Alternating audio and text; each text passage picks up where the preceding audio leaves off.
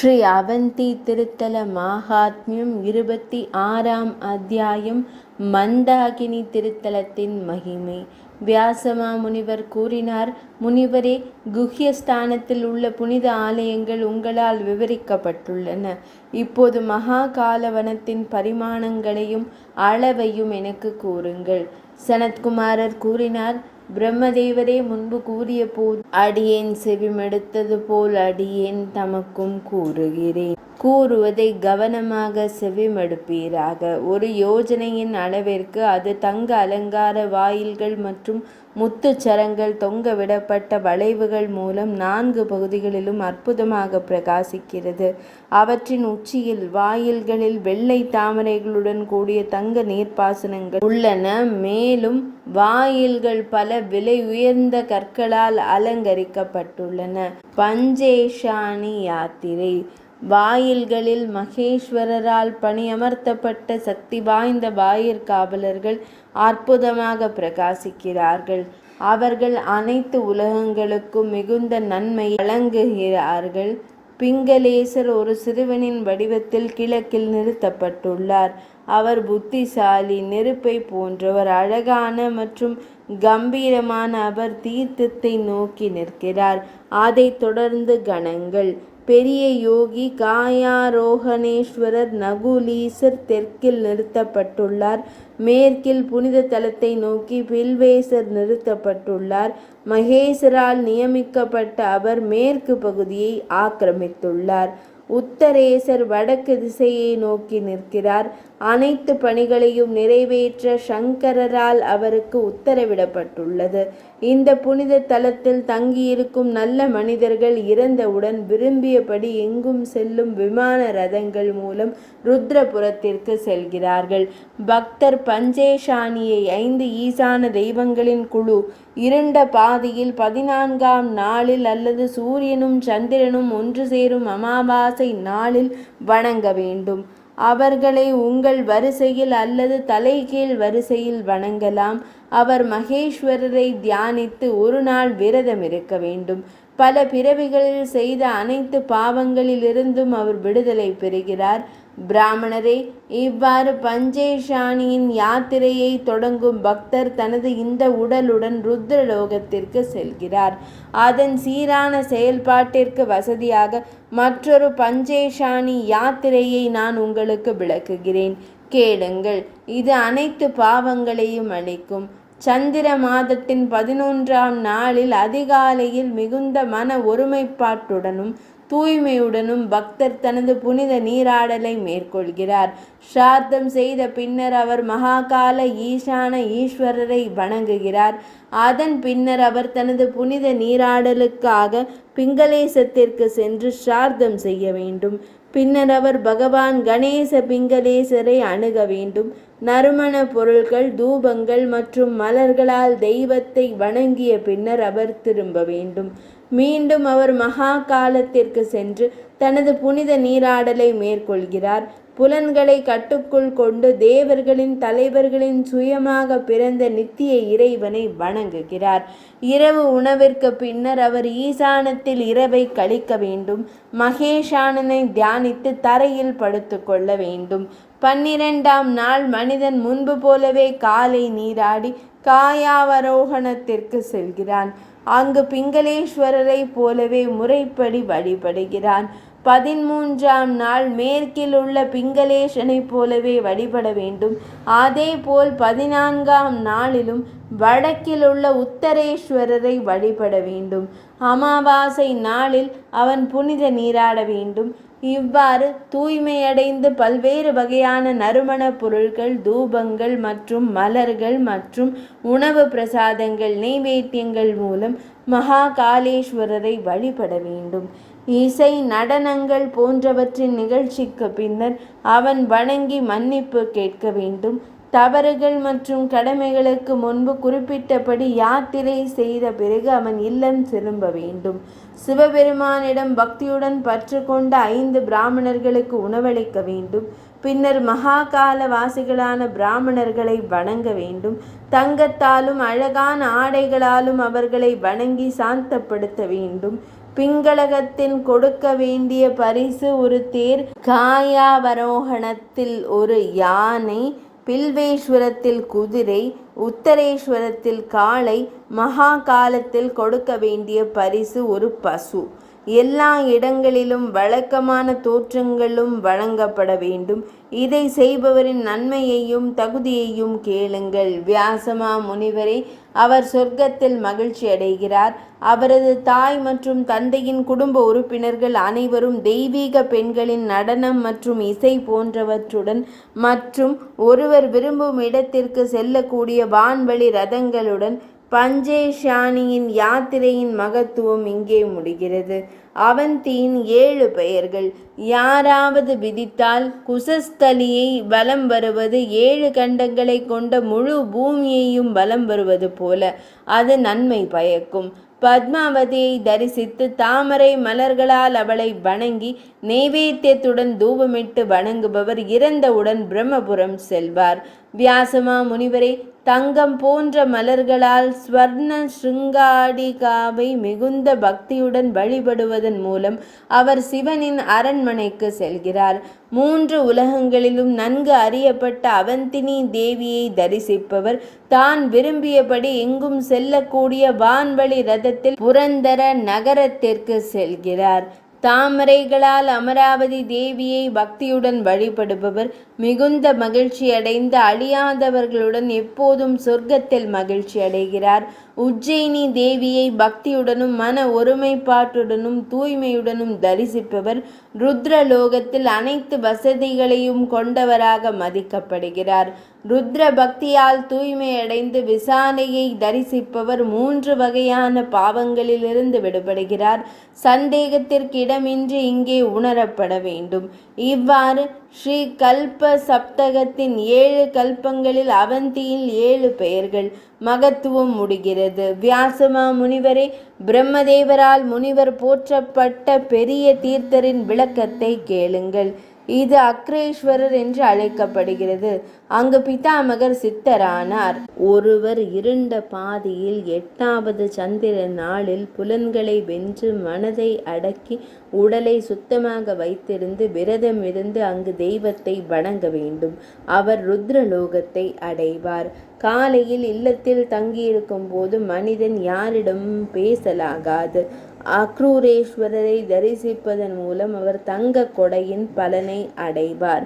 அக்ரூரேஸ்வரரின் மகிமை இவ்வாறு நிறைவடைகிறது. பக்தர் புனித நீராடி தன்னை தூய்மையாக வைத்துக்கொண்டு தனது புலன்களை கட்டுப்படுத்தி பிரம்மதேவரை தரிசிக்க வேண்டும். அவர் பயங்கரமான பாவங்களில் இருந்து விடுபடுகிறார். மரணத்தின் போது அவர் பிரம்மலோகத்திற்கு செல்கிறார். பிரம்மா பத்மாசன நிலையில் உயர்ந்த நிலையை தியானித்து அமர்ந்தார். கர்மங்கள் மற்றும் சம்பவம் பிறப்பு குறித்து வசிஷ்ட மாமுனிவர் மற்றும் பிற முனிவர்கள் அவரிடம் ஒரு வேண்டுகோள் விடுத்தனர். முனிவர்கள் கூறினர், ஆதித்யர்கள், மருதர்கள், சாத்தியர்கள், 2 அஸ்வினிகள் மற்றும் உலகங்களின் பித்ருக்கள் இவை அனைத்தும் பூமியில் மனிதர்களால் வணங்கப்படுகின்றன.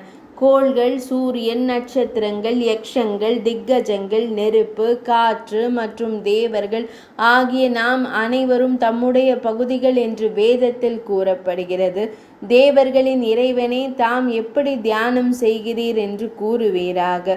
பிரம்மதேவர் கூறினார், அடிப்படையில் 2 வித்யாக்கள் உள்ளன. அவை பரா மற்றும் அபரா.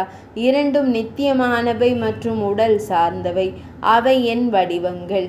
முனிவர்கள் கூறினார்கள், பிதாமகரே, தம்முடைய பார்வையில் மிகப்பெரிய சித்தியை பெறக்கூடிய மிகப்பெரிய இறைவனான தம்மை நாங்கள் எப்படி அறிவோம்? பிரம்மதேவர் கூறினார், குசஸ்தலி என்ற புனித தலம் மிகவும் பெரியது. ஒரு யாகம் செய்ய விரும்பிய நான் அதை செவிமடுத்தேன். அன்னை பார்வதி தேவியின் துணைவனான ஸ்ரீகண்ட பகவான் செவிமடுத்தார். அந்த பகவான் பரமேஸ்வரரிடமிருந்து எனக்கு கூறப்பட்டது, பிதாமகரே, மகாகாலவனை தவிர 1 யோஜனை தாண்டிய இந்த புனித இடம் தமக்கு கொடுக்கப்பட்டுள்ளது. இது கட்டுப்படுத்தப்பட்டிருந்தாலும் நான் காட்டில் மறைந்திருந்தேன். கபர்தீன்: சிவபெருமான் கோபமாக நாங்கள் உன் அருகில் வரமாட்டோம் என்று என்னிடம் கூறினார். அதன் பிறகு நாராயணரின் உதவியை பெற்று யாகம் தொடங்கியது. இருப்பினும் தேவர்களின் இறைவனான சம்புமூர்த்தியால் என் யாகம் அறியப்பட்டது. பகவான் கபர்தீன் யாகத்தின் அடைப்பு அங்கு வந்தார். யாக குருக்கள் அவரிடம் இங்கே நிற்க வேண்டாம், இழிவானவரே என்று கூறினார்கள். அங்கிருந்த அந்த நபர்களிடம் கபர்தீன் அப்படியானால் நான் மீண்டும் வருவேன் என்று கூறினார். இதை கூறிவிட்டு அவர் மண்டை ஓட்டை தரையில் வைத்தார். கபர்தீன் மகான் சிப்ரா நதிக்கு நீராடுவதற்காக சென்றார். கபர்தீன் சிப்ராவிற்கு சென்ற பின்னர் பிராமணர் கூறினார், ஹோமம் எப்படி செய்யப்பட வேண்டும்? கபாலர் யாக மண்டபத்தில் இருக்கிறார். மண்டை ஓடுகளால் கபாலர் தூய்மை கெட்டுவிடும் என்று பழங்கால அறிஞர்கள் கூறியுள்ளனர். கபாலர் மண்டை ஓடு சதாசியர் உறுப்பினர் பூசாரி தனது கையால் தூக்கினார். அது தூக்கப்பட்ட போது மற்றொரு கபாலர் அதன் இடத்தை பிடித்தார். அது அகற்றப்பட்ட போது மற்றொருவர் மேலே வந்தார். அந்த சிறந்த முனிவர்களால் இந்த கபாலர்களின் முடிவை காண முடியவில்லை. கபர்தீன் பழுத்த முடிகள் கொண்ட மனிதன் ருத்ரன் என்று எண்ணி அவரிடம் அடைக்கலம் புகுந்தனர். பின்னர் அவர்களின் பக்தியால் மகிழ்ந்த மகேஸ்வரர் தன்னை தானே காட்சிப்படுத்தினார். கபாலரை கையில் ஏந்திய இறைவன் என்னிடம் கூறினார், பிரம்மதேவரே, உங்கள் மனதில் என்ன வேண்டுமானாலும் ஒரு வரத்தை நீங்கள் தேர்ந்தெடுங்கள். உங்களுக்கு வழங்க முடியாதது என்று எதுவும் இல்லை. நான் உண்மையில் உங்களுக்கு எல்லாவற்றையும் தருவேன். 4 முகங்களை கொண்டவரே, இந்த பிரம்மோத்தரம் என்று அழைக்கப்படும் இடம் கொடுக்கப்பட்டுள்ளது. 4 சாதிகளை பொறுத்தவரை உங்கள் விருப்பப்படி அனைத்தையும் செய்யுங்கள். திறந்த சபையில் இவ்வாறு கூறிய ஈசான பரமேஸ்வரரிடம் அப்படியே ஆகட்டும் என்று நான் கூறினேன். வேறு எந்த வரமும் என்னால் தேர்ந்தெடுக்கப்படவில்லை. குசஸ்தலைக்கு உஜ்ஜயினி என்ற பெயர் வழங்கப்பட்டது. அதன் பிறகு மந்தாகினி என்ற புனித குழி என்னால் அங்கு உருவாக்கப்பட்டது. பிராமணர்களே, அங்கு புனித நீராடினால் ஒருவர் அனைத்து பாவங்களிலிருந்தும் விடுபடுவார். பக்தர் 4 புனித அர்த்த கதங்களை குறிப்பிட்ட நோக்கத்திற்கான நீர்ப்பாசன கலசங்கள் 4 இடங்களில் எள் விதைகளால் நிரப்பி துணிகளில் சுற்றி பழங்களுடன் சுட வேண்டும். கார்த்திகை அல்லது மாக மாதத்தில், அதாவது மாசி மாதத்தில் பண்டிகை தினங்களில் இனிப்புக்கள் அவை 4 வேதங்களை செய்பவர்களுக்கு வழங்கப்பட வேண்டும். முதலாவது கிழக்கு ரிக்வேதத்திற்கும், தெற்கு யஜுர்வேதத்திற்கும், மேற்கு சாம வேதத்திற்கும், வடக்கு அதர்வன வேதத்திற்கும் கொடுக்கப்பட வேண்டும். அவர் இந்த மந்திரத்தை உச்சரிக்க வேண்டும். இது வேதங்களால் பரிசளிக்கப்பட்டது. இதனால் பிதாமகர் மகிழ்ச்சி அடையட்டும். இதை செய்தால் புண்ணியத்தை கவனமாக கேளுங்கள். மற்ற அனைத்து தீர்த்தங்களிலிருந்தும் பெறப்படும் பலன் புனித நீராடும் போது 1000 மடங்கும், ஜபங்களின் போது 1,00,000 மடங்கும் அதிகரிக்கும். மந்தாகினியில் கொடை 10 மில்லியன் மடங்கு அதிகரித்ததாக சந்தேகத்திற்கு இடமின்றி அறியப்பட வேண்டும். கௌமுத மாதத்தில், அதாவது கார்த்திகை மாதத்தில் பக்தர் ஒரு பசுவின் தானம் செய்ய வேண்டும். கார்த்திகை மாதத்தில் கிருததேனு நெய்யால் செய்யப்பட்ட பசு தானம் செய்யப்பட வேண்டும்.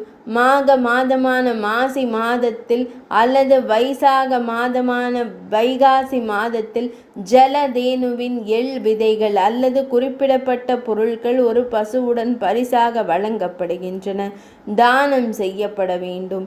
இதன் மூலம் பக்தர் பாவங்களிலிருந்து விடுபடுவார். மந்தாகினியை காண்பதன் மூலம் வாய்மொழி, மன மற்றும் உடல் ரீதியான அனைத்து பாவங்களும் அழிந்துவிடும். மந்தாகினிக்கு இணையான தீர்த்தம் பூமியில் காணப்படுவதில்லை. பக்தர் பிரம்மலோகத்தை கண்டு மகிழ்ச்சி அடைகிறார். மந்தாகினியில் புனித நீராடி பௌர்ணமி மற்றும் அமாவாசை தினங்களில் ஸ்ராத்தம் செய்பவர் பித்ருலோகத்தில் மகிழ்ச்சி அடைகிறார்.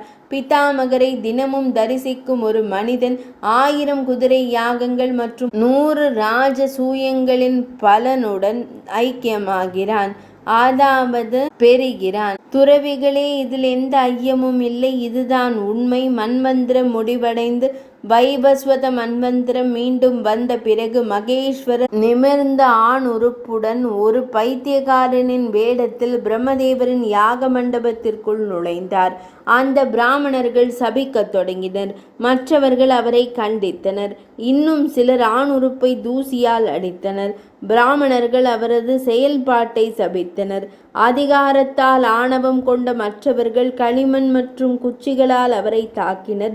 மற்றவர்கள் அவரது கிரீடம் போன்ற பிசுபிசுப்பான முடிகளை பிடித்து இழுத்தனர். மற்றவர்கள் இது அவருடைய விரதங்களில் ஒன்றா, அப்படியானால் யாரால் இது நிரூபிக்கப்பட்டது என்று கேட்டார்கள். அவர்கள் தொடர்ந்தனர், இங்கே பெண்கள் இருக்கிறார்கள், இது எப்படி உன்னால் செய்யப்பட்டது? இது போன்ற ஒரு செயலை பிரம்மதேவர் செய்தாரா, அல்லது பகவான் விஷ்ணுமூர்த்தி தானே செய்தாரா, அல்லது கிரீஷர் கடவுளா? இந்த தீய செயலை யார் செய்தார்கள்? தேவர்களின் இறைவனை ஏளனம் செய்து ஏமாற்றாதீர்கள். இன்று தாம் எங்களால் கொல்லப்படுவதற்கு தகுதியானவர். பிராமணர்களால் இவ்வாறு தாக்கப்பட்டு காயமடைந்த போது மகா பரிசுத்தமான கடவுளான சங்கரர் புன்னகைத்து அந்த அனைத்து பிராமணர்களிடமும் கூறினார், புத்தியை இழந்த பைத்தியக்காரனாகிய என்னை ஏன் அடிக்கிறீர்கள்? நீங்கள் அனைவரும் இரக்கமுள்ளவர்கள், நட்பு மனப்பான்மையில் நன்கு நிலை பெற்றவர்கள். பகவான் ஹரர் ஒரு இழிவான மனிதனின் வடிவத்தில் இதை கூறிய போது அந்த பிராமணர்கள் இறைவனின் மாயையால் மயங்கி மந்தமான முடிகொண்ட இறைவனை தங்கள் கரங்களால் அடித்து பாதங்களால் உதைத்தனர். அந்த பிராமணர்கள் தாக்கப்பட்ட போது அவர் கோபமடைந்தார். அப்போது அவர்கள் இறைவனால் சபிக்கப்பட்டனர். நீங்கள் வேத படிப்பை இழந்து விடுவீர்கள். உங்கள் கட்டி மேல் நோக்கி கட்டப்படும். நீங்கள் தடிகளால் ஆயுதம் ஏந்தப்படுவீர்கள். நீங்கள் மற்ற ஆண்களின் மனைவிகள் மூலம் உங்களை தக்க வைத்துக் கொள்வீர்கள். நீங்கள் பகடை விளையாட்டிற்கும் விபச்சாரிகளுக்கும் அடிமையாகி விடுவீர்கள். நீங்கள் உங்கள் தந்தையர் மற்றும் தாய்மார்களை புறக்கணிப்பீர்கள். தந்தையின் செல்வமும் கல்வியும் மகனுக்கு செல்லாது. என் ஆண் குறியால் தாக்கப்பட்டவர்கள் தங்கள் அனைத்து புலன்களிலும் பயனற்றவர்களாகிவிடுவார்கள். அவர்கள் மிகவும் பயங்கரமான முறையில் பிச்சை எடுப்பார்கள். அவர்கள் மற்ற மக்களின் அரிசி உருண்டைகள் மூலம் தங்களை தாங்களே நிலைநிறுத்திக் கொள்வார்கள். செல்வமும் தானியமும் இல்லாமல் அவர்கள் தங்களை குறித்தும் தங்கள் துன்பங்களை குறித்தும் முணுமுணுப்பார்கள். பிராமணர்களால் நான் தாக்கப்பட்ட போது பரிதாபப்பட்டவர்களின் விஷயத்தில் அவர்கள் அனைவருக்கும் செல்வம், மகன்கள், அடிமைகள், பணியாள்கள் போன்றவர்கள் இருப்பார்கள். என் தயவால் அவர்களின் பெண்கள் உயர்ந்த குடும்பங்களை சேர்ந்தவர்கள். வரங்களை வழங்கி அவர்களை சபித்த பிறகு ஈசனாரான ஈஸ்வரமூர்த்தி மறைந்து விட்டார். பகவான் சென்ற பின்னர் அது பகவான் சங்கரர் என்பதை அவர்கள் உணர்ந்தனர். அவரை கவனமாக தேடி அவர்கள் மகா காலவனத்திற்கு சென்றனர். ருத்ர சரஸில் புனித நீராடிய பின்னர் அவர்கள் சத்ருத்ரிய மந்திரங்களை கூறத் தொடங்கினர். ஜபத்தின் முடிவில் பகவான் அவர்களுக்கு உடலற்ற பேச்சின் மூலம் கூறினார், பொய்யை நான் வேண்டுமென்றே கூட கூறவில்லை. பிராமணர்களே, அதில் மகிழ்ச்சி எங்கே? நான் உங்களை மேலும் ஆசீர்வதிப்பேன். புலன்களை கட்டுப்படுத்தி அமைதியாக இருக்கும் பிராமணர்களின் விஷயத்தில் குலமோ செல்வமோ சந்ததியோ உடைந்து போகாது. அக்னிஹோத்திரத்தை கண்டிப்பாக கடைபிடிப்பவர்கள், ஜனார்த்தனரை பற்றுபவர்கள், பிரம்மதேவரையும் திவாகரனான சூரிய கடவுளையும் வழிபடுபவர்கள், ஒளியின் குவியலாக இருப்பவர்கள் ஒருபோதும் அசுபத்தை சந்திக்க மாட்டார்கள். குளிர்ச்சியாகவும் சமநிலையுடனும் இருக்கும் மனம் கொண்டவர்கள் ஒருபோதும் பேரழிவை சந்திக்க மாட்டார்கள். இவ்வளவு கூறிய பின்னர் தேவர்களின் இறைவனான இறைவன் அமைதியாகிவிட்டார். தேவர்களின் இறைவனான மகேஸ்வரரிடமிருந்து சாபத்தையும் வரத்தையும் பெற்ற பின்னர் அவர்கள் அனைவரும் பிதாமகர் இருந்த இடத்திற்கு வந்தனர். ஜபங்கள் மூலம் விரிஞ்சியையும் சாந்தப்படுத்தி அவர்கள் முன் தங்கினர். அவரை மகிழ்ச்சியடைந்த பிரம்மதேவர் அவர்களிடம், என்னிடமிருந்தும் வரம் தேர்ந்தெடுக்கப்பட்டு பெறப்படட்டும் என்றார். அந்த சிறந்த பிராமணர்கள் அனைவரும் பிரம்மதேவரின் அந்த வரத்தை கேட்டு மகிழ்ச்சி அடைந்தனர். அவர்கள், பிராமணர்களே, பிதாமகர் திருப்தி அடையும் போது என்ன வரம் கேட்க வேண்டும் என்று எண்ணினார்கள். சில பிராமணர்கள் வேதங்களை தேர்ந்தெடுப்போம் என்றார்கள். மற்றவர்கள் செல்வத்தையும் தானியத்தையும் தயங்காமல் கேட்கட்டும் என்றார்கள். மற்றவர்கள் பிதாமகர் மகிழ்ச்சி அடையும் போது நமக்கு என்ன செல்வம், அக்னிஹோத்திரங்கள், வேதங்கள், பல்வேறு சாஸ்திரங்கள், அமைதியான மற்றும் வளமான உலகங்கள் வரம் வழங்குவதன் மூலம் நமக்கு சொந்தமாகட்டும் என்றார்கள். இவ்வாறு பேசி அந்த பிராமணர்கள் கோபமடைந்தனர். வரத்திற்காக குறிப்பிட்ட அவர்கள் ஒருவரோடு ஒருவர் சண்டையிட முயன்றனர். அவர்களில் சிலர் ஆயுதங்களை எடுத்துக்கொண்டு சண்டையிடத் தொடங்கினர். மற்றவர்கள் அந்த இடத்தை விட்டு ஓடிவிட்டனர். சில பிராமணர்கள் அலட்சியமாக இருந்தனர். சிலர் அமைதியாக பார்த்து கொண்டிருந்தனர். அவர்கள் இவ்வாறு சண்டையிடுவதை கண்டதும் பகவான் பிராமணர்களிடம் கூறினார், சாலாவின் யாக மண்டபத்தின் புறநகர் பகுதியிலேயே கூட அறிவற்ற பிராமணர்கள் கோபமடைந்தனர். அவர்கள் சண்டையிட்டு ஓடத் தொடங்கினர். அலட்சியமாக இருந்த மக்கள் குழு தங்கள் வேலைகளை இழக்க நேரிடும். மறைமுக பார்வையாளர்களாக இருந்த மூன்றாவது குழு வேதங்களில் கற்றவர்களாக மாறும். ஆயுதம் ஏந்தி போராட தயாராக இருந்த குழு எப்போதும் பகடை விளையாட்டு, விபச்சாரிகள், திருட்டு மற்றும் பிற ஆண்களின் மனைவிகளுக்கு அடிமையாகிவிடும். 4 வகையான பிராமணர்களும் தங்கள் பணிகளை இழக்க நேரிடும். இதை கூறிய பிறகு பிரம்மதேவர் தனது சிறந்த தங்குமிடமான வைராஜருக்கு சென்றார். எனவே முனிவர்களே, அவந்தி மண்டலத்தில் உள்ள எனது மிகப்பெரிய புனித தலம், பூமியில் உள்ள மனிதர்கள் இதை ஒரு தெய்வீக நகரம் என்று அழைக்கிறார்கள். புனித தலத்தில் நிரந்தரமாக வசிக்கும் அமைதியான பிராமணர்களை அணுகுவதற்கு என் உலகில் எதுவும் கடினமாக இருக்காது. கோலாமுகன், குருக்ஷேத்திரம், நைமிஷம், புஷ்கரம், வாரணாசி, பிரபாசம், பத்ரிகாசிரமம், பிரயாகை, கங்காத்வாரம், கங்கை மற்றும் கடலின் சங்கமம், ருத்ரகோடி, விருபாக்ஷா மற்றும் மித்ரவனம் போன்ற புனித தீர்த்தங்கள் உள்ளன. 12 ஆண்டுகளில் இந்த புனித தலங்களில் மனிதர்களால் அடையப்படும் சித்தி, மனம் பிரம்மச்சரியத்தில் உறுதியாக இருந்தால் 1 மாதத்தில் உஜ்ஜயினியில் அடைய முடியும். இதில் எந்த ஐயமும் இல்லை. சிறந்த முனிவர்களே, இது அனைத்து தீர்த்தங்களிலும் மிகச்சிறந்த ஒன்றாகும். இது மிகச்சிறந்த புனித தலம். இது எனக்கு எப்போதும் மகிழ்ச்சி அளிக்கிறது. புனித தலத்தின் சிறந்த தோற்றம் கேட்டது. சிறந்த பிராமணர்களே, நீங்கள் வேறு என்ன கேட்க விரும்புகிறீர்கள்? சனத்குமாரர் கூறினார், வசிஷ்டர் முதல் இந்த முனிவர்கள் அனைவரும் பிரம்மதேவரின் இந்த கூற்றை கேட்டார்கள். வியாசமா முனிவரே, அதன் பின்னர் அவர்கள் மிகப்பெரிய தியானத்தில் நுழைந்தனர். நீண்ட காலம் தியானம் செய்த பின்னர் அவர்கள் அங்கு வாழ விரும்பினர். அவர்கள் தங்கள் மனைவிகளுடன் அக்னிஹோத்திர சடங்குகளை தொடர அவந்தி மண்டலத்திற்கு சென்றனர். மகாகாலவனம், சிப்ரா நதி, சம்ஷான நதி, உஷரா, தரிசு நிலம் மற்றும் கந்தவதி நதி ஆகியவற்றை கண்டதும் கோடி தீர்த்தத்தில் புனித நீராடிய பின்னர் அவர்கள் அங்கேயே தங்கினர். பிரம்மதேவரின் வார்த்தைகளை அடிக்கடி நினைவு கூர்வதில் அவர்களின் ஆர்வம் அதிகரித்தது. அருண்டதி அங்கு செல்லும்படி வற்புறுத்தியதால் உன்னத ஆன்மா கொண்ட வசிஷ்ட மாமுனிவர் தனது மனைவியிடம் சிறந்த முனிவர்களை பேசினார். அகன்ற விழிகளை கொண்ட பெண்ணே, உஜ்ஜயினியில் தங்க யாருக்கு தான் பிடிக்காது? நமக்கு மகாகாலர், ஷிப்ரா நதி மற்றும் மாசுக்கள் இல்லாத ஓர் இலக்கு இருக்கிறது. பெரிய நதியில் புனித நீராடி அணுக முடியாத மகாகாலேஸ்வரரை வணங்கும் ஒரு மனிதனை மரணத்திற்காக ஒருபோதும் புலம்ப விட மாட்டார். புழுவாக இருந்தாலும் சரி, வெட்டுக்கிளியாக இருந்தாலும் சரி, இறந்தவன் ருத்ரனை பின்பற்றுபவனாக மாறுவான். இவ்வாறு, அதாவது எளிதாக முக்தி பெறப்படுகிறது என்று கேள்விப்படும் இடத்தில் நான் அதை எப்படி கைவிட முடியும்? இதை கூறிய பிறகு முனிவர்களின் தலைவர் அங்கேயே இருந்தார். காட்டின் அழகை புகழ்ந்து மற்ற சிறந்த முனிவர்களுடன் அவர் அங்கேயே தங்கினார். 26ஆம் அத்தியாயம் இனிதே நிறைவடைந்தது.